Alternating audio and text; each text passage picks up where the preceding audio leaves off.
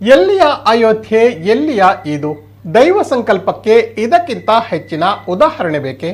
ನೇಪಾಳದ ಗಂಡಕಿ ನದಿಯಿಂದ ಬಂದ ಸಾಲಿಗ್ರಾಮ ಶಿಲೆಗೆ ರಾಮನಾಗಲು ಯೋಗ್ಯವಿಲ್ಲ ಎಂದಾದಾಗ ಪ್ರಭು ಶ್ರೀರಾಮಚಂದ್ರನ ಭವ್ಯ ದೇಗುಲದಲ್ಲಿ ಪ್ರತಿಷ್ಠಾಪನೆಗೊಳ್ಳಲಿರುವ ರಾಮಚಂದ್ರನ ಮೂರ್ತಿಯಾಗುವ ಯೋಗ ಕೂಡಿ ಬಂದಿದ್ದು, ಕಾರ್ಕಳದ ಏದು ಗ್ರಾಮದ ತುಂಗಾ ಪೂಜಾರಿಯವರ ಭೂಮಿಯಲ್ಲಿದ್ದ ಜಗತ್ತಿನ ಅತ್ಯಂತ ಶ್ರೇಷ್ಠ ಶಿಲೆಗೆ.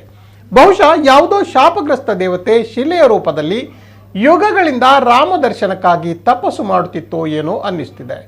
ಕಲ್ಕುಡನ ಪಾದಸ್ಪರ್ಶದಿಂದ ಪುನೀತವಾದ ಕಾರ್ಕಳದ ಪುಣ್ಯ ಮಣ್ಣಿನಲ್ಲಿ ಬ್ರಹ್ಮಬೈದರ್ಕಳ ಆರಾಧನೆ ಮಾಡುವ ಕುಟುಂಬವೊಂದರ ಭೂಮಿಯಲ್ಲಿದ್ದ ತುಳುನಾಡಿನ ಕೃಷ್ಣಶಿಲೆಗೆ ಇದೀಗ ರಾಮನಾಗುವ ಯೋಗ ಒಲಿದು ಬಂದಿದೆ. ಇದೀಗ ಈ ಕೃಷ್ಣಶಿಲೆಯನ್ನ ಭಕ್ತರ ಸಮ್ಮುಖದಲ್ಲಿ ಅಯೋಧ್ಯೆಯ ಪುಣ್ಯಭೂಮಿಗೆ ಕಾರ್ಕಳದಿಂದ ಮೆರವಣಿಗೆ ಮೂಲಕ ಕೊಂಡೊಯ್ಯಲಾಯಿತು.